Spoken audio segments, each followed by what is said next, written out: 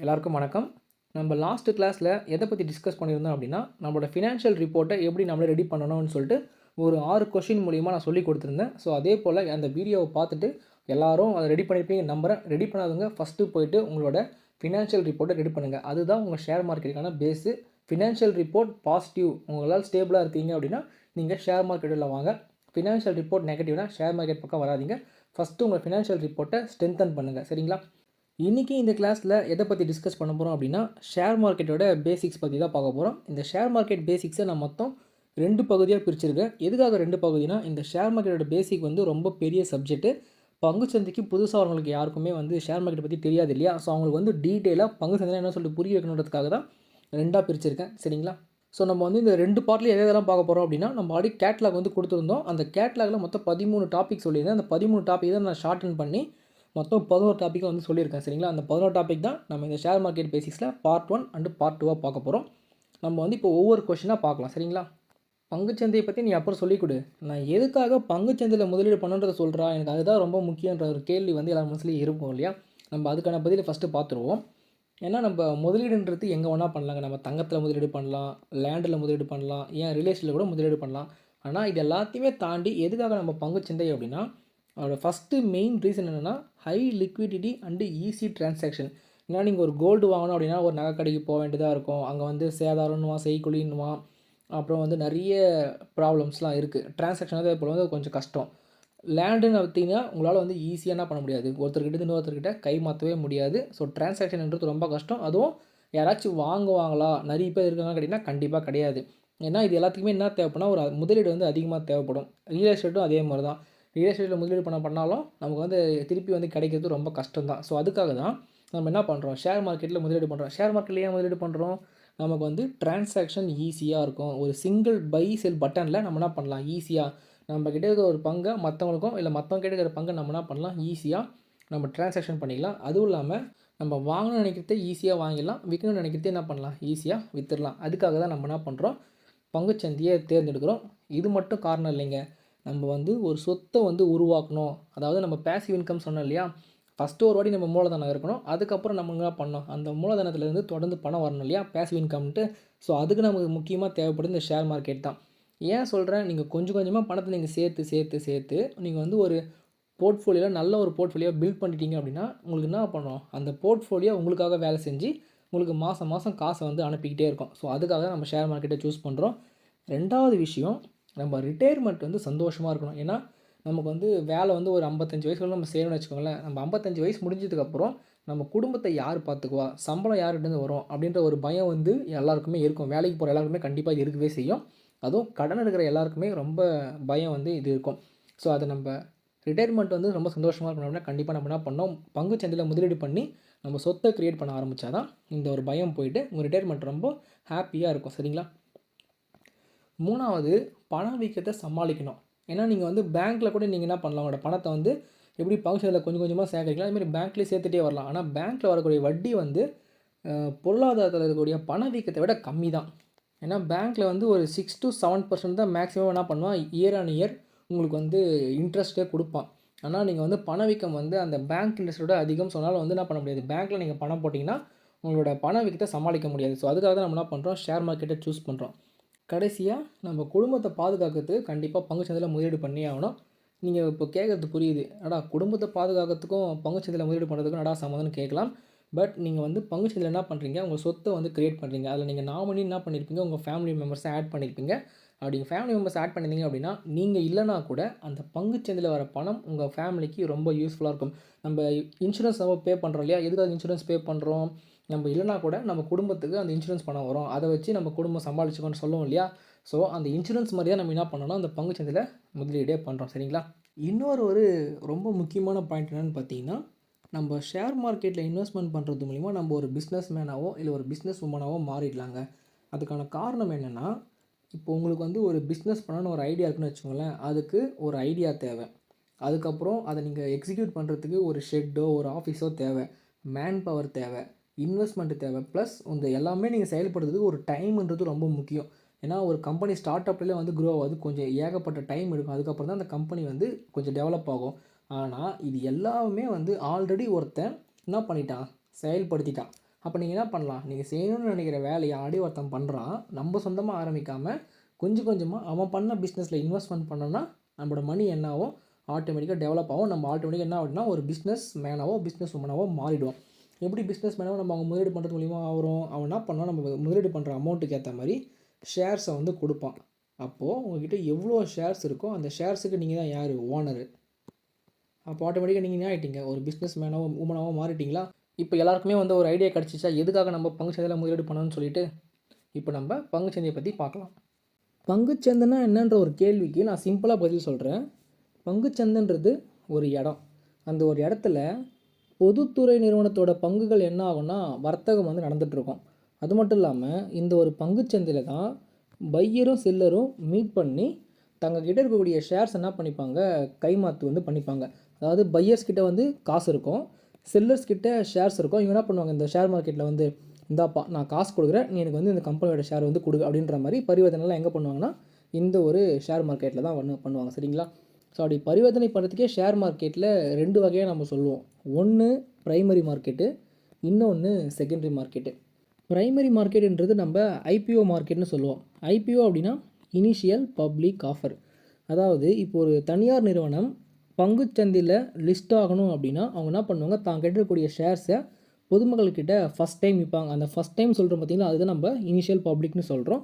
So first time அவங்க வந்து என்ன பண்ணுவாங்க, பொதுமக்கள்கிட்ட அந்த ஷேர்ஸை விற்று பங்குச்சந்தையில் என்ன பண்ணுவாங்க, லிஸ்டிங் பண்ணுவாங்க. லிஸ்டிங் அப்படின்னா பங்குச்சந்தையில் வந்து பதிய வைப்பாங்க அந்த கம்பெனியை.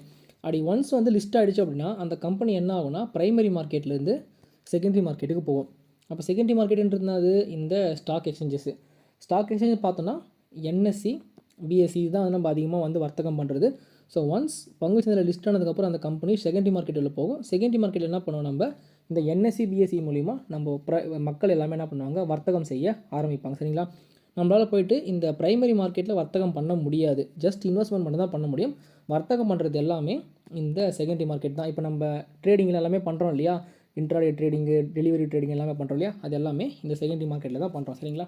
நெக்ஸ்ட் நம்ம பார்க்க போகிறது இந்த ஸ்டாக் எக்ஸ்சேஞ்சஸ்க்கு.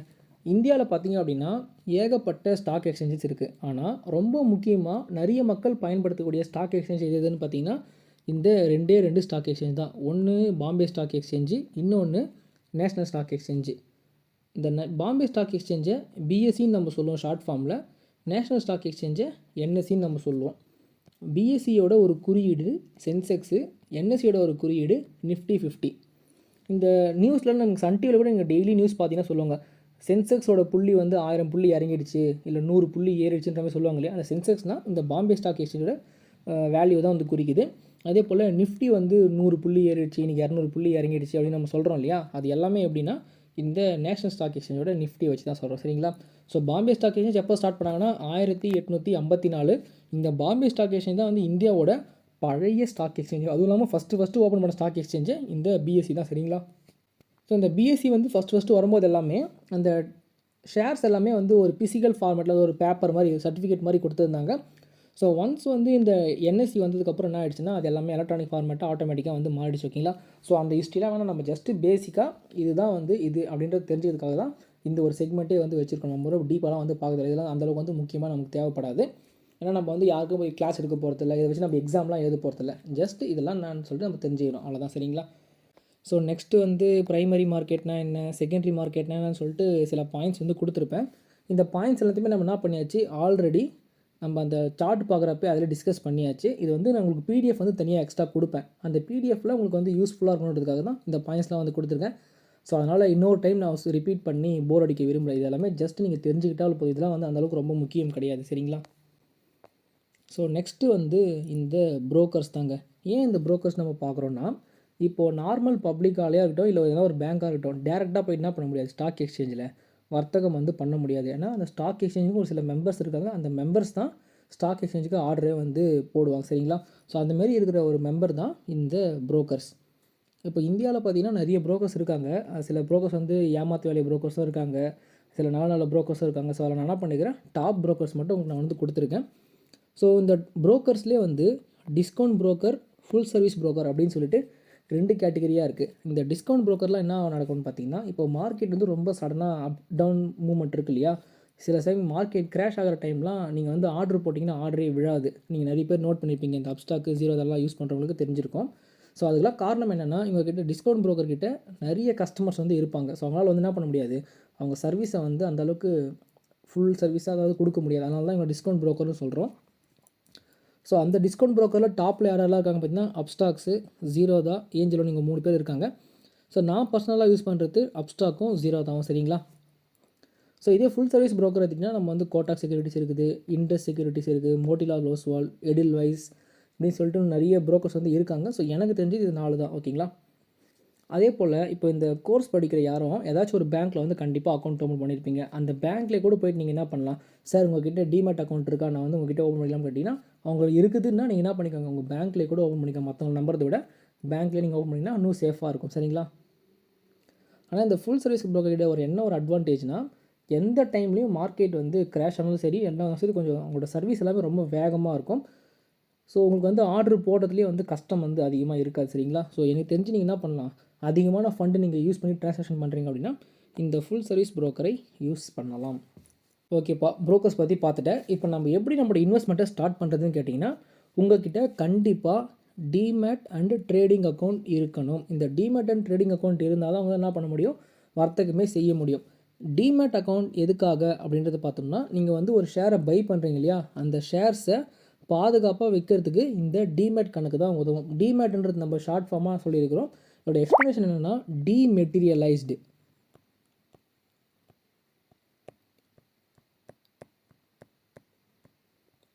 ஏன் இதை டிமெட்டீரியலைஸ்டு சொல்கிறாங்கன்னா, இந்த ஷேர்ஸ் எல்லாமே எலக்ட்ரானிக் ஃபார்மேட்டில் தாங்க இருக்கும்.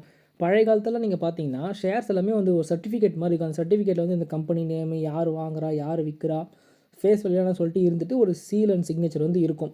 அந்த ஒரு சர்டிஃபிகேட்டில் என்ன ப்ராப்ளம்னா, சம்டைம்ஸ் அது கிழிஞ்சு போயிடலாம், இல்லை மிஸ் ஆகிடலாம், அப்படி இல்லைனா வந்து நெருப்பில் எரிஞ்சு போயிடலாம். இந்த ப்ராப்ளம்லாம் இருக்கிறதுனால என்ன பண்ணிட்டாங்கன்னா, நீங்கள் வந்து எதுவுமே வந்து ஃபிசிக்கலாக வச்சுக்காதீங்க, எல்லாமே எலக்ட்ரானிக் ஃபார்மேட்டில் கொண்டு வாங்க அப்படின்னு சொல்லிட்டு இப்போ எல்லாமே என்ன பண்ணுறாங்க, எலக்ட்ரானிக் ஃபார்மேட்டில் கொண்டு வந்துட்டு அதை வந்து இந்த டிமேட் அக்கௌண்ட்ன்றதில் வச்சுருவாங்க. இந்த ட்ரேடிங் அக்கௌண்ட்னா என்னென்னா, நம்ம அந்த பை அண்ட் செல் ஆர்டர் போடுறோம் இல்லையா, அந்த ஆர்டர் போடுற விண்டோ வந்து இந்த ட்ரேடிங் அக்கௌண்ட்டில் தான் இருக்கும். சரிங்களா? ப்ளஸ் உங்கள்கிட்ட வந்து ஒரு பேங்க் அக்கௌண்ட்டும் இருக்குங்க. இந்த பேங்க் அக்கௌண்ட் எதுக்குன்னு பார்த்தீங்கன்னா, இந்த பேங்க் அக்கௌண்ட்டில் என்ன பண்ணியிருப்பீங்க, நீங்கள் உங்களோட காசை வந்து வச்சுருப்பீங்க.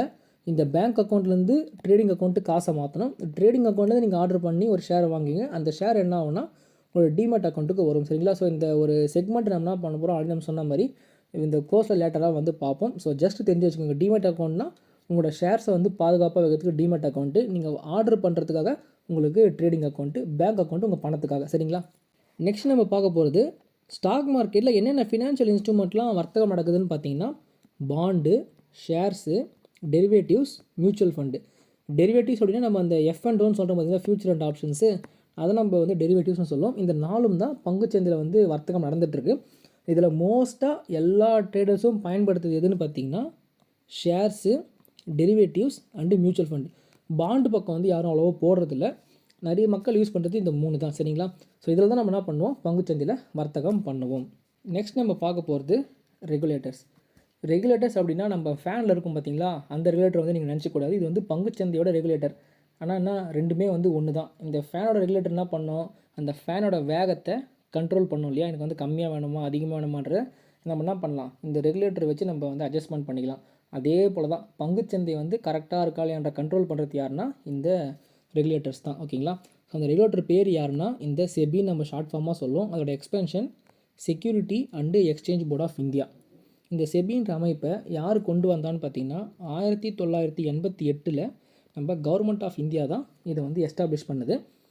ஃபஸ்ட்டு வந்து கவர்மெண்ட் ஆஃப் இந்தியா தான் இந்த செபியை வந்து கண்ட்ரோல் பண்ணியிருந்துச்சு. இப்போ ஏதாச்சும் ஒரு டிசிஷன் எடுக்கணும் அப்படின்னா கவர்மெண்ட் ஆஃப் இந்தியா கிட்ட வந்து என்ன பண்ணணும், அந்த செபி போய்ட்டு கேட்கணும். அந்த கவர்மெண்ட் ஆஃப் இந்தியா தான் அதை அப்ரூவ் பண்ணி அந்த ஆர்டரை வந்து பாஸ் பண்ணணும். ஆனால் கூடிய சீக்கிரம் என்ன ஆயிடுச்சுன்னு பார்த்தீங்கன்னா, செபி ஆக்ட் 1992ன்றது ஒரு ஆக்ட் மூலயமா செபி வந்து அட்டானமஸாக வந்து மாறிடுச்சு. அட்டானமஸ் அப்படின்னா இப்போ நம்ம நிறைய காலேஜ் வந்து பார்த்துருப்போம், அட்டானமஸ் காலேஜ்னு சொல்லிட்டு. இப்போ எக்ஸாம்ஸ்லாம் வந்து அண்ணா யூனிவர்சிட்டி கீழே வந்து வராது. அந்த காலேஜே என்ன பண்ணலாம், தனியாக கொஸ்டின் பேப்பர் ரெடி பண்ணி மார்க் வந்து ரிலீஸ் பண்ணுறான் இல்லையா. ஸோ அதே போல் தான் செபி ஏதாச்சும் ஒரு ஆர்டர் வந்து புதுசாக மாற்றணும், இல்லை ஏதாச்சும் ஒரு ரூல்ஸ் வந்து சேஞ்ச் பண்ணணும் அப்படின்னா செபியே என்ன பண்ணிக்கலாம், ஆட்டோமேட்டிக்காக சேஞ்ச் பண்ணலாம். நீங்கள் கவர்மெண்ட் கிட்டலாம் எதுவுமே கேட்கவே தேவையில்லை. ஸோ அந்த மாதிரி வந்து செபி வந்து மாறிடுச்சு.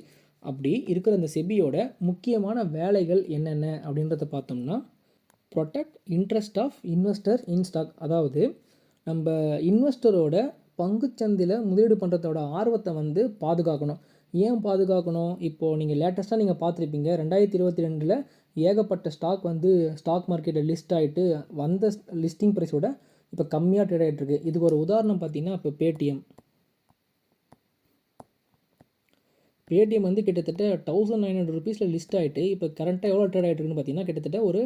500 அந்த 550 ரேஞ்சில் வந்து ட்ரேட் ஆகிட்டுருக்கு. அப்படின்னா ஆச்சு, இதில் இந்த அமௌண்ட்டில் இன்வெஸ்ட் பண்ண எல்லாருக்குமே பெரிய நஷ்டம் வந்துச்சு இல்லையா? ஸோ அந்த மாதிரி இன்வெஸ்ட் பண்ணால் என்னடா இது நம்ம இன்வெஸ்ட்மெண்ட் பண்ண அமௌண்ட் எல்லாமே வேஸ்ட்டாக போச்சே அப்படின்ற மாதிரி அந்த ஆர்வம் வந்து போயிடும் இல்லையா? அந்த ஆர்வம் போகாமல் பாதுகாக்கோட வேலை வந்து இந்த செபியோட வேலை தான். ஆனால் அப்படி இருந்து என்ன பண்ணியிருக்காங்க, பேடிஎம் வந்து செபியவே ஏமாற்றிருக்காங்க. ஸோ இன்னும் கொஞ்சம் செபி வந்து இந்த ஆக்ஷன் வந்து நல்லா ஸ்ட்ராங்காக எடுத்தால் நல்லா இருக்குன்ற மாதிரி தோணுது. ஸோ நெக்ஸ்ட்டு வந்து இந்த பங்குச்சந்தையோட டெவலப்மெண்ட்டை வந்து ப்ரொமோட் பண்ணணும். ஏன்னா இப்போ நீங்கள் தமிழ்நாடு எடுத்துகிட்டீங்கன்னு வச்சுக்கோங்களேன், ஷேர் மார்க்கெட்டு பற்றின அவேர்னஸ் வந்து இல்லவே இல்லை. ஸோ அதுக்கு வந்து ஸ்டெபி தான் என்ன பண்ணணும், நிறைய ஆக்ஷன் வந்து எடுத்துகிட்டு இருக்கோம். ஸோ அந்த வேலையை பண்ணிகிட்ருக்காங்க. நிறைய அட்வர்டைஸ்மெண்ட்லாம் இப்போ தான் வந்து கொஞ்சம் கொஞ்சமாக வர ஆரம்பிச்சிருக்கு. ஸோ மேபி இன்னும் ஒரு 5 to 10 இயர்ஸில் நிறைய மக்களுக்கு பங்குச்சந்தை மேலே ஆர்வம் வரும்ன்ற நம்புகிறேன். ஸோ செபியோட வேலையும் வந்து அந்த ப்ரொமோட் பண்ணுறதுக்கான வேலையை வந்து இப்போ மறுபடியும் மும்முரமாக பண்ணிகிட்ருக்காங்க. சரிங்களா? ஃபைனலாக regulating stock market. Regulating stock மார்க்கெட்னா ஒன்றும் இல்லைங்க. இப்போது ஸ்டாக் மார்க்கெட்டில் புரோக்கர்ஸ் இருக்கிறான். Next NSE, BSE stock exchange இருக்குது. அப்புறம் பொதுத்துறை நிறுவனங்கள், பப்ளிக் கம்பெனிஸு.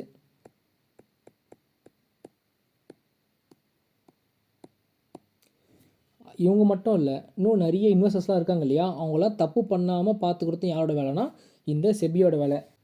இப்போது இந்த கோர்ஸை படிச்சுட்டு இருக்கிற யாருக்காச்சும் இப்போ ஏதாச்சும் ஒரு பங்கு வந்து ஏன் வந்து இது மேலே ஏதுனே தெரியாமல் ஏறிச்சுன்னு வச்சுக்கோங்க, நீங்கள் என்ன பண்ணலாம், அந்த ஒரு கம்ப்ளைண்ட்டை செபிகிட்ட நீங்கள் வந்து சப்மிட் பண்ணிங்கன்னு வச்சுக்கோங்களேன். செபி என்ன பண்ணணும், அது எந்த கம்பெனி, ஏன் வந்து இதுமாரி ஏறுது, எதனால் ஏறுதுன்ற எல்லாமே என்ன பண்ணுவாங்க, கண்டுபிடிப்பாங்க. அப்படி சப்போஸ் தப்பு பண்ணாங்க அப்படின்னா என்ன ஆகுனா, செபி வந்து அவங்க மேலே கண்டிப்பாக கேஸ் போடுவாங்க. நீங்கள் செபி பார்த்தீங்கன்னா இப்போ ரீசெண்டாக நிறைய பேர் வந்து அரெஸ்ட் பண்ணுறதா இருக்கட்டும், இல்லை ஃபைன் பண்ணுறதா இருக்கட்டும், நிறைய வந்து பண்ணிகிட்ருக்குறாங்க. ஸோ இதெல்லாம் வந்து இன்னும் கொஞ்சம் எக்ஸ்ட்ராவாக பண்ணால் நல்லாயிருக்குன்ற மாதிரி தான் எனக்கு வந்து தோணுது. ஓகேங்களா? ஏன்னா இப்போ எனக்குமே வந்து ஒரு சில டைமில் என்ன ஆகுதுன்னா, என்னடா அதிகமான பணம் இருக்கவங்கலாம் அவங்களுக்கு ஏற்ற மாதிரி மார்க்கெட்டை வந்து மூவ் பண்ணுறாங்களே அப்படின்ற மாதிரி வந்து தோணுது. ஸோ அதையும் வந்து கொஞ்சம் செபி வந்து கண்ட்ரோல் பண்ணால் இன்னுமே வந்து நல்லாயிருக்கும். சரிங்களா? ஸோ மெயினாக செபியோட வேலை இது தான். ஸோ உங்களுக்கு ஏதாச்சும் டவுட் இருந்துச்சு யாருக்கும் மேலே அப்படின்னா, நீங்கள் என்ன பண்ணலாம், செபியில் வந்து கம்ப்ளைண்ட் பண்ணலாம். நீங்கள் யூடியூப்லலாம் வந்து பார்த்துக்கலாம். நிறைய பேர் என்ன போடுவாங்கன்னா, I am not SEBI registered அட்வைசர்ன்ற மாதிரி வந்து ஒரு டிஸ்க்ளைமர் போடுவாங்க இல்லையா? ஏன் என்னையே கூட எடுத்துக்கோங்க, நானும் என்ன பண்ணுவேன், இந்தமாரி ஒரு டிஸ்க்ளைமர் வந்து போடுவேன். இதுக்கான காரணம் என்னென்னா, நம்ம ஏதாச்சும் ஒரு தப்பு பண்ணுறோம் அப்படின்னா என்ன பண்ணணும், செபி வந்து இவங்கள வந்து கம்ப்ளைண்ட் பண்ணி அரெஸ்ட் பண்ணுறதுக்கும் வாய்ப்பு இருக்குது, இல்லை ஃபைன் போகிறதுக்கும் வாய்ப்பு இருக்குது. அதை என்ன பண்ணுவாங்க எல்லாருமே, முன்னாடியே நான் வந்து செபியில் பதிவு பண்ணலை, நீங்கள் வந்து உங்களோட ஓன் ரிஸ்கில் தான் நீங்கள் வந்து என்ன நம்புறீங்கன்ற மாதிரி தான் இந்த ஒரு டிஸ்க்ளைமர் வந்து கொடுப்பாங்க. சரிங்களா? ஏன்னா செபி வந்து ஒரு எக்ஸாம் கண்டக்ட் பண்ணுது.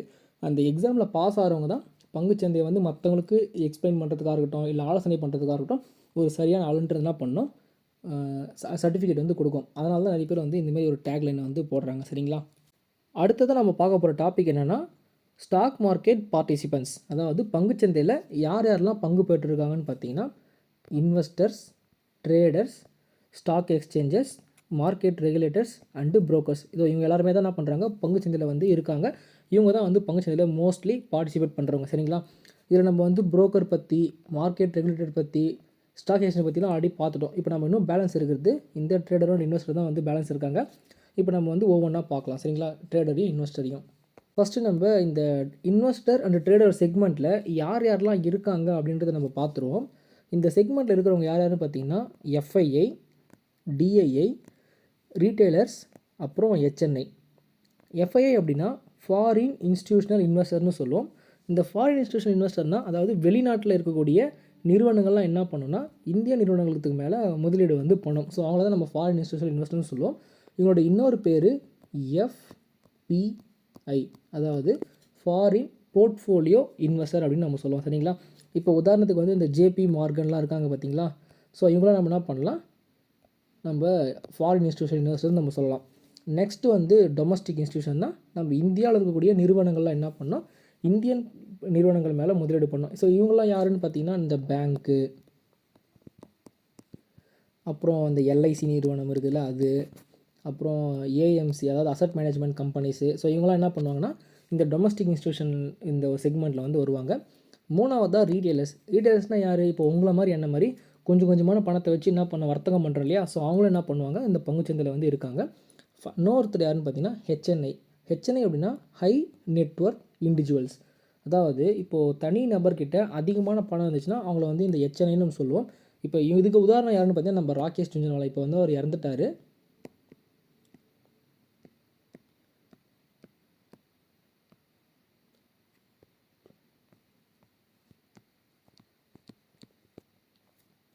ஸோ இவர்கிட்டலாம் வந்து பார்த்திங்கன்னா அதிகமான பணம் இருக்கு இல்லையா? ஸோ இவங்களும் என்ன பண்ணுவாங்க, பங்குச்சந்தையில் வந்து முதலீடும் வர்த்தகமும் பண்ணுவாங்க. சரிங்களா?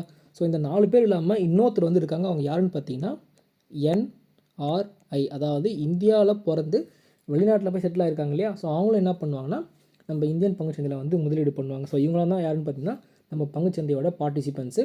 ஸோ மற்றபடி நம்ம எல்லாமே பார்த்துட்டோம் இல்லையா? இன்வெஸ்டர்லேயே 2 விதமான இன்வெஸ்டர் வந்து இருக்காங்க. ஒன்று க்ரோத் இன்வெஸ்டர்ஸு, இன்னொன்று வேல்யூ இன்வெஸ்டர்ஸு. இந்த க்ரோத் இன்வெஸ்டர்லாம் என்ன பண்ணுவாங்கன்னு பார்த்தீங்கன்னா ஒரு ஷேரை வாங்குறாங்க இல்லையா? அந்த ஷேரை வாங்கி அந்த பங்கோட விலை ஏறினோடனே என்ன பண்ணுவாங்க, விற்றுட்டு வெளியே வந்துடுவாங்க. இப்போ உதாரணத்துக்கு இப்போது ஐடியா ஷேர் இருக்குன்னு வச்சுக்கோங்களேன். நான் உதாரணத்துக்காக சொல்கிறேன். ஐடியா ஷேர் ஒரு 10 ரூபாயில் இருக்குன்னு வச்சுக்கோங்களேன். இப்போது 10 ரூபாய் வாங்கி என்ன பண்ணுவாங்க, ஒரு 6 மாதமோ 7 மாதமோ ஹோல்டு பண்ணி அந்த 10லேருந்து ஒரு 20 ரூபாய்க்கு போச்சுன்னு வச்சுக்கோங்களேன், என்ன பண்ணுவாங்க, விற்றுட்டு வெளியே வந்துடுவாங்க. இந்த க்ரோத்துக்கோசம் தான் அவங்க என்ன பண்ணுவாங்க, இன்வெஸ்ட்மெண்ட் பண்ணுவாங்க. சரிங்களா? ஆனால் இந்த வேல்யூ இன்வெஸ்டர் என்ன பண்ணுவாங்கன்னா ஒரு ஷேரை அதோட ஃபேர் வேல்யூலாம் என்னன்றதை கால்குலேட் பண்ணிவிட்டு குறைஞ்ச பணத்தில் வாங்கிடுவாங்க. இப்போ எக்ஸாம்பிளுக்கு எடுத்துக்கிட்டோம்னா ஐடிசி ஷேர் என்ன பண்ணுவாங்க, ஃபேர் வேல்யூ அதாவது ஒரு 135 ரூபாய்க்கு இந்த கொரோனா டைமில் போச்சு இல்லையா? அந்த இடத்துல வாங்கிட்டு என்ன பண்ணுவாங்க, லைஃப் லாங்காக ஹோல்டு பண்ணுவாங்க. ஏன்னா அந்த ஐடிசி ஷேர்லேருந்து அவங்களுக்கு டிவிடெண்ட் வரும், போனஸ் கிடைக்கும். அதுவும் இல்லாமல் அந்த ஷேரோட ப்ரைஸும் என்ன ஆகும், ஏறும் இல்லையா? ஸோ அதனால் என்ன பண்ணுவாங்க, வேல்யூ இன்வெஸ்டர்லாம் ஷேரை வாங்கி நீண்ட காலத்துக்கு ஹோல்டு பண்ணுவாங்க. இதுதான் 2 விதமான இன்வெஸ்டர் இருக்குது. ஸோ மறுபடியும் நோட் டைம் பிளேயர் க்ரோத் இன்வெஸ்டர்னால் ஷேரை வாங்கி கொஞ்ச நாள் வச்சுன்ட்டு உடனே வந்து விற்றுருவாங்க. ஆனால் வேல்யூ இன்வெஸ்டர் ஒரு ஷேரை வாங்கி நீண்ட காலத்துக்கு அப்படியே ஹோல்டு பண்ணுவாங்க. ஓகேங்களா? இதில் என்னோடய ஸ்டைல் என்னென்னு பார்த்தீங்கன்னா இந்த வேல்யூ இன்வெஸ்டர் தான். ஒரு ஷேரை வாங்கினோன்னா நம்ம லைஃப் லாங் வந்து வச்சுக்கணும் அப்படின்ற மாதிரி தான் என்னோடய ஸ்டைலு. என்னோடய சப்ஸ்கிரைபர்ஸ்க்கும் நான் வந்து இதை தான் ரெக்கமெண்ட் பண்ணுவேன். சரிங்களா? ஸோ நெக்ஸ்ட்டு நம்ம இந்த ட்ரேடரோட டைப்ஸ் வந்து பார்க்கலாம். நம்ம பங்குச்சந்தையில் மொத்தம் 3 விதமான ட்ரேடிங் பீப்புள்ஸ் வந்து இருப்பாங்க. ஃபஸ்ட்டு வந்து ஸ்விங் ட்ரேடரு, 2வது டே ட்ரேடரு, 3வது ஸ்கேல்பரு.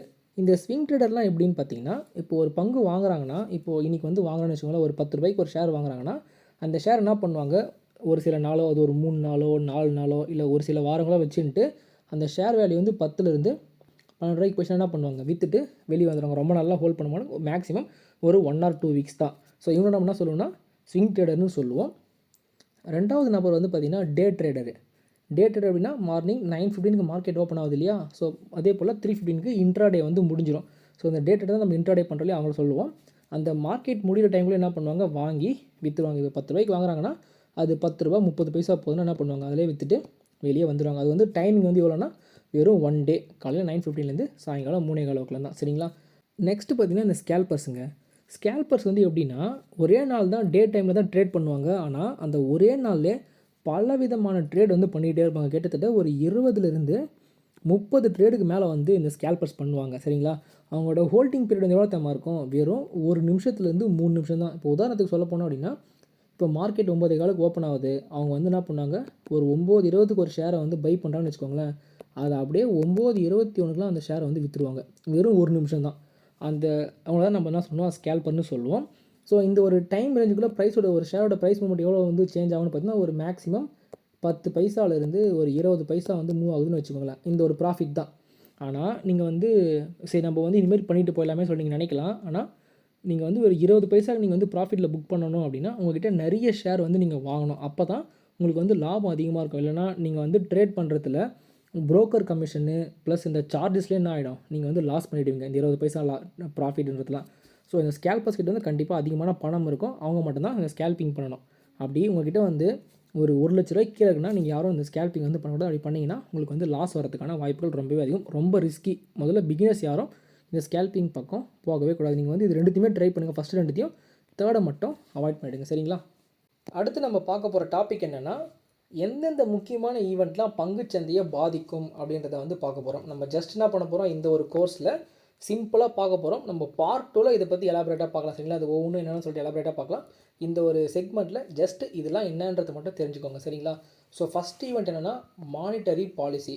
அதாவது நம்ம சக்திகாந்த தாஸ் இருக்கார் இல்லையா, ஆர்பிஐயோட கவர்னர். அவர் என்ன பண்ணார் இப்போ ரீசெண்டாக வட்டி விகிதத்தை வந்து உயர்த்தினார். 50 பேசிஸ் பாயிண்ட் ஆகட்டும், இன்னொரு வாட்டி வந்து 35 பேசிஸ் பாயிண்ட் ஆகட்டும். அந்தமாரி இன்ட்ரெஸ்ட் ரேட் ஏற்றும் போதெல்லாம் என்ன ஆகும்னா பங்குச்சந்தை வந்து அதிகமாக பாதிப்பாக இருக்கும். இந்தமாதிரி அதிகமான இன்ட்ரெஸ்ட் ரேட் ஏற்ற பங்குச்சந்தை என்ன ஆகும், ரொம்ப இறங்க ஆரம்பிக்கும் சரிங்களா. ஸோ நீங்கள் வந்து ரீசெண்ட் டேஸில் வந்து பார்த்துருப்பீங்க. இது வந்து மானிட்டரி பாலிசி. ரெண்டாவது ஈவெண்ட் என்ன அப்படின்னு பார்த்தீங்கன்னா இந்த ஆர்பிஐ ரேட்ஸ். இந்த ஆர்பிஐ ரேட்ஸ் வந்து முக்கியமாக எதுக்காகனா வங்கிகள் இருக்கனால வங்கி என்ன பண்ணணும், இந்த ஆர்பிஐ கிட்டேருந்து கடன் வாங்கும். ஸோ அதுக்கான ஒரு டேட்டா தான் இந்த repo rate, reverse repo rate, அப்புறமா சிஆர்ஆர்னு நம்ம சொல்லுவோம், கேஷ் ரிசர்வ் ரேஷியோன்னு சொல்லிட்டு. ஸோ இது எல்லாமே வந்து இன்க்ரீஸ் பண்ணாங்க அப்படின்னா பேங்க்குக்கு வந்து கடன் வாங்க முடியாது. ஸோ அதனால என்ன பண்ணோன்னா பேங்க்கோட ஸ்டாக்லாம் வந்து பர்ஃபார்மன்ஸ் வந்து சரியாக பண்ணாது. ஸோ இந்த டேட்டா வரும்போது நம்ம வந்து பேங்க் ஸ்டாக்ஸ்லாம் வந்து ரொம்ப உஷாராக இருக்கணும். மூணாவது இன்ஃப்ளேஷன். இந்த பணவீக்கம்ன்றது ரொம்பவே முக்கியமான ஒரு ஈவெண்ட்டுங்க. ஸோ எப்பப்பெல்லாம் இந்த இன்ஃப்ளேஷன் டேட்டா வருதோ அப்போல்லாம் பங்குச்சந்தைகள் ரொம்பவே பாதிப்படையும். அடுத்ததாக வந்து பார்த்திங்கன்னா இந்த IIP, index of industrial production. அதாவது நம்ம இண்டஸ்ட்ரியில் வந்து ப்ரொடக்ஷன் பண்ணுற ஒரு டேட்டா இருக்குது பார்த்திங்களா, இதுவுமே வந்து நாட்டோட பொருளாதாரத்துக்கு ரொம்ப முக்கியமாக பார்க்கக்கூடிய ஒரு டேட்டாவாக இருக்குது. ஸோ இந்த ஒரு டேட்டா வந்து அனௌன்ஸ் பண்ணும்போது மார்க்கெட் வந்து பயங்கரமாக அஃபெக்ட் பண்ணோம். இப்போ ரீசெண்டாக நம்ம லாஸ்ட் வீடியோவில் பார்த்துருப்போம் இல்லையா யூடியூப்பில், இந்த ஐஐபி டேட்டா எல்லாமே வந்து நல்லா இருக்குன்னு சொல்லிட்டு. ஸோ அந்த ஐஐபி டேட்டா நல்லா இருந்துச்சுன்னா பங்குச்சந்தைகள் ஏறியும், அதே மாதிரி இந்த ஐஐபி டேட்டா நல்லா இல்லைன்னா பங்குச்சந்தைகள் எல்லாமே இறங்கும். நெக்ஸ்ட் வந்து இந்த பிஎம்ஐ டேட்டா, அதாவது பர்ச்சேசிங் மேனேஜர்ஸ் இண்டெக்ஸ்னு நம்ம சொல்லுவோம். இந்த மேனேஜர்ஸ்லாம் போய்ட்டு ஏதாச்சும் பர்ச்சேஸ் பண்ணுவாங்க இல்லையா, ஒரு ரா மெட்டீரியல் எல்லாம் இருக்கும் இல்லையா. ஸோ அதை பர்ச்சேஸ் பண்ணுற டேட்டாவும் வந்து ஸ்ட்ராங்காக இருந்துச்சுன்னா மார்க்கெட்டில் வந்து எக்கானமி நல்லாயிருக்கும். இல்லை இந்த மேனேஜர் வந்து பர்ச்சேசிங்லாம் வந்து ரொம்ப கம்மியாக பண்ணுறாங்கன்னா அங்கே வந்து பொருளாதார மந்தநிலை வருது அப்படின்ற மாதிரி ஒரு கணக்கு சரிங்களா. நெக்ஸ்ட்டு இந்த பட்ஜெட்டில் கூட என்ன பண்ணோன்னா பங்குச்சந்தை வந்து பயங்கரமாக வந்து இம்பேக்ட் இருக்கும். எதனாலனா இந்த பட்ஜெட்டில் வந்து அடுத்த நெக்ஸ்ட்டு 10 இயர்ஸில் எந்தெந்த செக்டர் வந்து நம்ம வந்து மேலே கொண்டு வரலாம், இதில் எங்கெங்கெல்லாம் இன்வெஸ்ட்மெண்ட் பண்ணலாம், அப்படி டேக்ஸ் வந்து மக்களுக்கு வந்து எப்படி ஏற்றலாம் குறைக்கலாம் அப்படின்ற மாதிரி எல்லாமே இந்த பட்ஜெட்டில் வரும் இல்லையா. ஸோ பட்ஜெட் டைம்லேயும் மார்க்கெட் என்ன ஆகும், பயங்கரமாக அடி வாங்கும். கடைசியாக கார்ப்பரேட் இயர்னிங்ஸ். அதாவது இப்போ Q3 ரிசல்ட்டு, Q2 ரிசல்ட்லாம் வந்து அனௌன்ஸ் பண்ணுறாங்க இல்லையா. நல்ல ரிசல்ட்டாக இருந்துச்சுன்னா அந்த கம்பெனி எல்லாமே நல்லா மேலே போகும். அப்படி ரிசல்ட் வந்து நல்லா இல்லை அப்படின்னா மார்க்கெட் என்ன ஆகும், கீழே இறங்கும் இல்லையா. ஸோ இதெல்லாம் தான் வந்து பார்த்திங்கன்னா மெயின் ஈவெண்ட்ஸு பங்குச்சந்தையை வந்து பாதிக்கிறதுல. நம்ம இது எல்லாத்தையுமே தனியாக என்ன பண்ணலாம், பார்ட் 2ல் ஃபுல்லாக எக்ஸ்பிளைன் பண்ணலாம். ஜஸ்ட்டு நீங்கள் வந்து தெரிஞ்சு வச்சுக்கோங்க சரிங்களா. இப்போ நம்ம பார்க்க போகிற டாபிக் என்னென்னா ஹவு ட்ரேடிங் சிஸ்டம் ஒர்க்ஸ். அதாவது நம்ம ட்ரேடிங் சிஸ்டம் வந்து எப்படி ஒர்க் ஆகுது, நம்ம வாங்குகிற ஷேர் வந்து எப்படி விற்கிறவங்க கிட்ட நமக்கு கிடைக்குதுன்ற மாதிரி ஒரு ப்ராசஸ் தான் நம்ம பார்க்க போகிறோம். ஸோ கண்டிப்பாக இந்த நம்ம கோர்ஸை சப்ஸ்கிரைப் பண்ண எல்லாருமே இதை தெளிவாக வந்து பாருங்கள். ஏன்னா இந்த ஒரு ப்ராசஸ் தெரியாததுனால நிறைய பேருக்கு வந்து தப்பு பண்ணி பெரிய லாஸ்லாம் வந்து பண்ணக்கூடிய வாய்ப்புகள்லாம் இருக்குது. ஸோ அதை தவிர்க்கணுன்றதுக்காக தான் இதை நான் வந்து முக்கியமாக பார்க்க சொல்கிறேன். இதை பற்றி நிறைய பேருக்கு தெரிஞ்சிருக்கலாம் நம்ம கோர்ஸை சப்ஸ்கிரைப் பண்ணவங்களுக்கு. பட் தெரியாதவங்க தெரிஞ்சுக்கோங்க, தெரிஞ்சவங்களும் ஒரு வாட்டி பாருங்கள். ஏன்னா உங்களுக்கு தெரியாத ஒரு சில விஷயங்களை நான் வந்து சொல்லியிருக்கலாம் சரிங்களா. இப்போ ஓகே, இப்போ நான் தான் வந்து ஒரு பையர். இப்போ என் பேர் வந்து ஜெயபிரகாஷ் காந்தி, நான் ஷார்ட்டாக ஜேபின்னு எழுதிக்கிறேன். அப்போ நான் தான் வந்து பையரு. என்னோடய ட்ரேடிங் அக்கௌண்ட்டில் வந்து பார்த்திங்கன்னா ஒரு 10,000 அமௌண்ட் இருக்குது. ஓகேங்களா, 10,000 அமௌண்ட் இருக்குது. என்னோடய ப்ரோக்கர் யாருன்னு பார்த்தீங்கன்னா ஜீரோ தான். அப்போது நான் ஜீரோதாவில் என்னோடய டிமேட் அக்கௌண்ட்டை ஓப்பன் பண்ணி வச்சுருக்கேன். இப்போ நான் என்ன பண்ணுறேன், ஐடிசி ஷேரை வாங்கலாம்னு நினைக்கிறேன். ஐடி ஷேர் வந்து ஒரு நல்ல ஷேரு, ஃபண்டமெண்டலாக ஸ்ட்ராங்காக இருக்குது, ரிசல்ட்லாம் சூப்பராக இருக்குது, டெக்னிக்கலும் சூப்பராக சொல்கிறேன். என்ன பண்ணுறேன், ஐடிசியை வந்து வாங்கலாம்னு நினைக்கிறேன். எவ்வளோ ரூபாய்க்குன்னா 100 ரூபாய்க்கு வாங்கலாம்னு நினைக்கிறேன். எத்தனை ஷேரு, 50 ஷேரு. அப்போ நான் என்ன பண்ணுறேன், என் ப்ரோக்கர்கிட்ட பை ஆர்டர் போகிறேன். நம்ம ட்ரேடிங் விண்டோ இருக்குது இல்லையா, அந்த ட்ரேடிங் விண்டோ மூலிமா இந்த பர்பஸ் ஜீரோதா எனக்கு வந்து ஐடிசியோட 50 ஷேர் வேணும், அதுவும் 100 ரூபாய்க்கு தான் வேணும் அப்படின்ற மாதிரி நான் என்ன பண்ணுறேன், ஆர்டரை தட்டி விட்றேன். அப்போது நம்ம ப்ரோக்கர் என்ன பண்ணுவார், அந்த ஆர்டரை அப்படி இந்த ஸ்டாக் எக்ஸ்சேஞ்சுக்கு அமுச்சு விடுவார். ஏன்னா நம்ம என்ன பண்ண முடியாது, டேரெக்டாக ஸ்டாக் எக்ஸ்சேஞ்சில் ட்ரேட் பண்ண முடியாது. நம்ம ப்ரோக்கர் தான் என்ன பண்ணுவான், ஸ்டாக் எக்ஸ்சேஞ்சிக்கிட்ட அனுப்பிச்சி விடுவான். அப்போது நம்ம ப்ரோக்கர் அனுப்பிச்சி விட்டோன்னே இந்த ஸ்டாக் எக்ஸ்சேஞ்ச் என்ன பண்ணும், அதாவது என்எஸ்சியும் அண்டு பிஎஸ்சி ரெண்டுமே இருப்பாங்க. ஸோ நம்ம வந்து ஆர்டர் போடும்போது நம்ம ட்ரேடிங் டெர்மினலில் நமக்கு வந்து நீங்கள் என்எஸ்சியில் வந்து ஆர்டர் போட போகிறீங்களா இல்லை பிஎஸ்சியில் ஆர்டர் போடுற மாதிரி கேட்கும். நான் வந்து எப்பயுமே என்எஸ்சி தான் வந்து அதிகமாக ட்ரேட் பண்ணுவேன். ஸோ உங்கள் வந்து நீங்கள் பிஎஸ்சிலையும் ட்ரேட் பண்ணலாம், என்எஸ்சிலையும் ட்ரேட் பண்ணலாம். அப்படி நீங்கள் போடும்போது இந்த ஸ்டாக் எக்ஸ்சேஞ்ச் என்ன பண்ணணும், என்எஸ்சினா என்எஸ்சியோட ஸ்டாக் எக்ஸ்சேஞ்சு, பிஎஸ்சினா பிஎஸ்சியோட ஸ்டாக் எக்ஸ்சேஞ்சு. இதில் போயிட்டு என்ன பண்ணோம், 100 ரூபாய்க்கு யாருனா விற்கிறாங்களா அப்படின்றத தேடும். ஓகேங்களா, அப்படி தேடும்போது இப்போ இந்த பக்கம் யாராச்சும் செல்லர்ஸ் வந்து அதே ப்ரைஸில் இருந்தாங்க அப்படின்னா என்ன பண்ணி விட்றோம், மேட்ச் பண்ணி விட்றோம். அப்படி பார்க்குறப்ப இங்கே வந்து இப்போ ராஜேஷ்னு ஒரு நபர் இருக்கான்னு வச்சுக்கோங்க. ராஜேஷ் கிட்ட ஒரு 100 ஐடிசி ஷேரும் 50 ஸ்டேட் பேங்க் ஆஃப் ஷேரும் இருக்குது. ஆனால் நம்ம வந்து வெறும் ஐடிசி மட்டும் தான் நம்ம வாங்க போகிறோம் இல்லை, நம்ம ஆர்டர் வந்து அதுதான் இருக்குது. அப்போது இந்த ராஜேஷ் என்ன பண்ணுறான், இந்த 100 ஷேரில் 50 ஷேரை வந்து ப்ராஃபிட் புக் பண்ணலாம் அப்படின்னு சொல்லிட்டு இவன் என்ன பண்ணுறான், ஒரு செல் ஆர்டர் போடுறான். எவ்வளோக்கு? அதே 50 ஐடிசி ஷேரு 100 ரூபாய்க்கு செல் ஆர்டர் போடுறான். யார்கிட்ட? இப்போது ராஜேஷோட டிமெட் அக்கௌண்ட் ப்ரோக்கர் யார்? நம்ம அப்ஸ்டாக்கு. என்கிட்ட 0 தான், ராஜேஷ் கிட்ட அப்ஸ்டாக், வேறு ப்ரோக்கர். ஓகேங்களா? இப்போ நீங்கள் வந்து இதில் வந்து ஒரு கிளியரன்ஸ் வந்து கிடச்சிருக்குமா? ஒரே ப்ரோக்கர்கிட்டேருந்து வாங்கினா தான் வாங்க முடியுன்றதுலாம் கிடையாது. எந்த ப்ரோக்கர்கிட்ட இருந்தாலும் நீங்கள் என்ன பண்ணலாம், மாற்றி வாங்கிக்கலாம். அது வந்து எக்ஸ்சேஞ்ச் நமக்கு வந்து மேட்ச் பண்ணி கொடுத்துரும். அப்போது ராஜேஷ் வந்து அப்ஸ்டாக் கிட்ட சொல்கிறான், இந்த பாருப்பா எனக்கு வந்து ஐடிசியில் என்கிட்ட 100 ஷேர் இருக்குது, அதில் 50 மட்டும் நான் விற்க போகிறேன், எவ்வளோக்குன்னா 100 ரூபாய்க்கு விற்க போகிறேன் அப்படின்னு சொல்லிட்டு ராஜேஷ் வந்து அப்ஸ்டாக்கில் தட்டி விட்றான் ஆர்டரை. அப்ஸ்டாக் என்ன பண்ணுது, திருப்பி எக்ஸ்சேஞ்சுக்கு வந்து கொண்டு வருது. கொண்டு வந்துட்டு இப்போ என்ன பண்ணியாச்சு, எக்ஸ்சேஞ்சு 2 பேரையும் மேட்ச் பண்ணியாச்சு. ஓகேப்பா, ஐடிசிக்கு வந்து 100 ரூபாய்க்கு 50 வாங்குறதுக்கும் 50 விற்கிறதுக்கும் ஆள் கிடைச்சாச்சு அப்படின்ற மாதிரி இந்த ஸ்டாக் எக்ஸ்சேஞ்ச் வந்து கண்டுபிடிச்சிருச்சு. இப்போ இந்த ஸ்டாக் எக்ஸ்சேஞ்ச் கண்டுபிடிச்சதுக்கப்புறம் என்ன ஆகுனா, இந்த கிளியரிங் கார்பரேஷன் வந்து உள்ளே வருவான். கிளியரிங் கார்பரேஷன்ன்றது யார்? நம்ம வந்து ஷேரை வந்து கரெக்டாக வந்து யாருக்கு வந்து கொடுக்கணுமோ, யார்கிட்ட வந்து பணத்தை எடுக்கணுமோ அதை வந்து கரெக்டாக பண்ணுறவங்க வந்து இந்த கிளியரிங் கார்பரேஷன்ற ஒரு கம்பெனி தான். இவன் என்ன பண்ணுவான், இப்போ நான் வந்து பை ஆர்டர் போட்டேன் இல்லையா, அப்போ என்ன பண்ணும், என்கிட்ட இருந்து 50 ஐடி ஷேர் வந்து 100 ரூபானா 5000 ரூபாய் தேவைப்படும். அந்த 5000 ரூபாய் என்ன பண்ணும், என்னோடய ட்ரேடிங் அக்கௌண்ட் வந்து ஜீரோதோட அக்கௌண்ட்லேருந்து பிடிச்சிட்டு என்ன பண்ணும், டேரெக்டாக அப்படியே எடுத்துன்னு போயிட்டு இங்கே அப்ஸ்டாக் இருக்கான் பார்த்தியா, அவங்ககிட்ட வந்து அமுச்சு விட்ருவான். 5000 ரூபாய் அமுச்சு விட்டு அது வந்து ராஜேஷோட ட்ரேடிங் அக்கௌண்ட்டுக்கு அப்ஸ்டாக் வந்து போட்டு விட்ருவோம். ஓகேங்களா? ஆனால் இவன் கிளியரிங் கார்பரேஷன் என்ன பண்ணுவான், இந்த ஜீரோதா புரோக்கர் இருக்கான் பார்த்தியா, புரோக்கருக்கு தான் அமுச்சு விடுவான். புரோக்கர் தான் நமக்கு வந்து அமுச்சு விடுவான். சரிங்களா? அப்போது இவன் வந்து என்ன பண்ணுவான், என்னோடய அக்கௌண்ட்லேருந்து 5000 ரூபாய் பிடிச்சி இந்த ராஜேஷோட புரோக்கர்கிட்ட அமுச்சு விட்ருவான். அதே சமயம் ராஜேஷ் கிட்ட இருக்கக்கூடிய 50 ஐடி ஷேர் என்ன பண்ணுவான், எடுத்து அதாவது அவங்ககிட்ட டெபிட் பண்ணி என்னோட ஜீரோதாவோட புரோக்கர் அக்கௌண்ட்டில் என்ன பண்ணி விட்ருவான், சென்ட் பண்ணி விட்ருவான். அப்போ என்ன ஆகிடும், கடைசியாக செட்டில்மெண்ட் ஆகிடும். என்னோடய டிமெட் அக்கௌண்ட்டில் 50 ஐடிசி ஷேர் வந்துடும். அதே சமயம் என்கிட்ட இருந்து 5000 ரூபாய் பணம் என்ன ஆகிடும், டெபிட் ஆகிட்டு இந்த பக்கம் செல்லர்கிட்ட வந்துடும். அப்போது செல்லருக்கு வந்து என்ன ஆகும், 50 ஐடிசி ஷேர் வந்து டெபிட் ஆகிட்டு அவனுக்கு என்ன பண்ணிடும், 5000 ரூபாய் பணம் வந்து அவனோட அக்கௌண்ட்டுக்கு வந்து வந்துடும். ஸோ இப்போ வந்து செட்டில்மெண்ட் வந்து ஆகிடுச்சிங்களா. ஸோ இப்படி தான் என்ன ஆகும்னா நம்மளோட ட்ரேடிங் சிஸ்டம் வந்து ஒர்க் ஆகும். ஓகேங்களா? அது வந்து இந்த புரோக்கர் டு புரோக்கர் தான் வந்து கணக்கு கிடையாது. எந்த புரோக்கர் வந்து எப்படி வேணால் நடக்கலாம். சரிங்களா? இப்போ வந்து உங்களுக்கு இந்த ஒரு ப்ராசஸ் வந்து புரிஞ்சிருக்கும்னு நம்புகிறேன். ஆனால் இந்த ஒட்டுமொத்த ப்ராசஸும் நடந்து முடிக்கிறதுக்கு வந்து பார்த்திங்கன்னா கிட்டத்தட்ட 3 நாள் டைம் எடுத்துக்கும். உங்களோட டிமேட் அக்கௌண்ட்டுக்கு ஷேர் போகிறதுக்கு மொத்தம் 3 நாள் டைம் எடுத்துக்கும். ஓகேங்களா? நீங்கள் வந்து நார்மலாக நீங்கள் ட்ரேட் பண்ணும்போது உங்களோட பொசிஷனில் வந்து பார்த்திங்கன்னு வச்சுக்கோங்களேன், T+1 T+2 அப்படின்ற ஒரு டேக் வந்து வரும். ஓகேங்களா? ஸோ அதெல்லாம் எதுக்காகனா, உங்களோட ஷேர் வந்து கரெக்டாக உங்கள் டிமெட் அக்கௌண்ட்டில் போச்சான்னு கேட்டிங்கன்னா கண்டிப்பாக போகாது. உங்கள் ட்ரேடிங் அக்கௌண்ட்டில் காமிக்கும். ஆனால் உங்கள் டிமெட் அக்கௌண்ட் போகிறதுக்கு கிட்டத்தட்ட 3 நாள் வந்து டைம் எடுக்கும். ஓகேங்களா? ஸோ நம்ம இப்போ என்ன பண்ண போகிறோம், அந்த 3 நாள் ப்ராசஸ் தான் என்னென்னன்றதை நம்ம தனித்தனியாக பார்க்க போகிறோம். ஸோ இதையும் நீங்கள் என்ன பண்ணிங்கன்னா கிளியராக வந்து பார்த்துக்கணும். டே 1ன்றது பார்த்திங்கன்னா நமக்கு வந்து ட்ரேடிங் டே. ட்ரேடிங் டேனால் நம்ம ஆர்டர் வாங்குகிறோம் இல்லையா, ஸோ அந்த டே தான் நம்ம சொல்லுவோம். இப்போ உதாரணத்துக்கு ட்ரேடிங் டே வந்து மண்டேன்னு வச்சுக்கோங்களேன். மண்டே தான் நம்ம ட்ரேட் பண்ணுறோம். எப்படி ட்ரேட் பண்ணுறோம், 50 ஐடி ஷேரை நீ வந்து 100 ரூபாய்க்கு வாங்குன்ற மாதிரி ஆர்டர் போடுறோம். அப்போ நம்ம புரோக்கர் என்ன பண்ணுவார், நம்மளோட ட்ரேடிங் அக்கௌண்ட்டை செக் பண்ணுவார். உங்கள்கிட்ட வந்து தேவையான பணம் இருக்கா அப்படின்ற மாதிரி செக் பண்ணுவார். அப்படி பணம் முடிச்சு என்ன பண்ணுவார், நம்ம அந்த பணத்தை வந்து நம்ம புரோக்கர் வந்து பிளாக் பண்ணி விட்டுருவார். பிளாக்னா எப்படி, இப்போ நீங்கள் ஆர்டர் பண்ணும்போதே அந்த 5000 ரூபாய் என்ன ஆகிடும், உங்கள் அக்கௌண்ட்லேருந்து கட் ஆகிடும். சரிங்களா? கட் ஆனதுக்கப்புறம் என்ன ஆகும்னா அந்த ஷேர் என்ன ஆகிடும், உங்களோட பொசிஷனில் வந்து உக்காந்துரும். ஓகேங்களா? அது வந்து ட்ரேடிங் டே. ஸோ நம்ம டே 1ல் எல்லா ப்ராசஸும் வந்து பை பண்ணுறதுலாம் பை பண்ணியாச்சு, எல்லாமே முடிஞ்சு போச்சு. இப்போது 2வது நாள் என்ன ஆகும்னு பார்த்தீங்கன்னா, அந்த 2வது நாள் நம்ம T+1ன்னு சொல்லுவோம். ஸோ T+1ன்றது டியூஸ்டே. ஏன்னா நம்ம மண்டே வந்து ஆர்டர் போடுறோம் இல்லையா. ஸோ அந்த செவ்வாய்க்கிழமை என்ன ஆகும்னு பார்த்தீங்கன்னா ஒன்றுமே நடக்காதுங்க. இப்போது ஆல்ரெடி நம்ம என்ன பார்த்துருப்போம், நம்ம புரோக்கர்கிட்ட நம்ம என்ன பண்ணியிருப்போம், 5000 ரூபாய் வந்து கொடுத்துட்ருப்போம். அப்போ நம்ம புரோக்கர்கிட்ட 5000 ரூபாய் பணம் இருக்கும். அதே போல் செல்லரோட புரோக்கர்கிட்ட 50 ஐடிசி ஷேர் வந்து இருக்கும். ஆனால் இந்த 50 ஐடி ஷேர் வந்து இந்த ட்ரேடர் பையர் இருக்கான் பார்த்தியா, அவங்ககிட்ட வந்து இந்த T+1ல் வரவே வராது. அதை மட்டும் நீங்கள் நல்லா நோட் பண்ணிக்கணும். ஓகேங்களா? ஸோ இந்த T+1 டேக் வந்து அதே போல் நீங்கள் வந்து எல்லா ஷேர் மேலேயும் பார்த்துருப்பீங்க. இப்போ ஐடிசி ஷேர் இருக்குன்னா அந்த ஐடிசி ஷேருக்கு மேலே 50 ஐடிசின்னு ஷேர் இருக்கும். அதுக்கு மேலே வந்து T+1 அப்படின்ற மாதிரி ஒரு டேக் நீங்கள் வந்து கண்டிப்பாக பார்த்துருப்பீங்க. ஸோ அதுக்கான காரணம் என்னென்னா, இந்த 2வது நாளுக்கான ஒரு ப்ராசஸ் வந்து போயிட்டுருக்கு அப்படின்றது தான் அர்த்தம். ஓகேங்களா?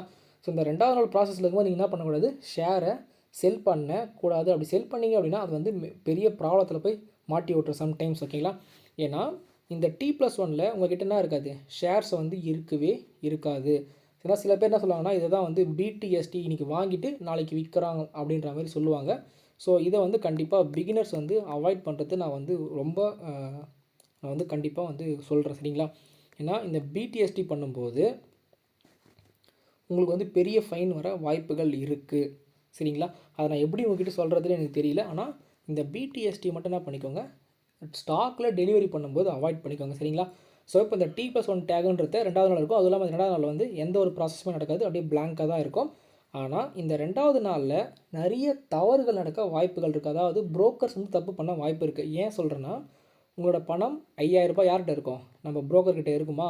அந்த புரோக்கர் என்ன பண்ணுவான், அந்த ஒரே நாளில் இன்ட்ராடே ட்ரேட் பண்ணி அந்த 5000 ரூபாய் வச்சு காசை வந்து சம்பாதிக்க ஆரம்பிப்பான்.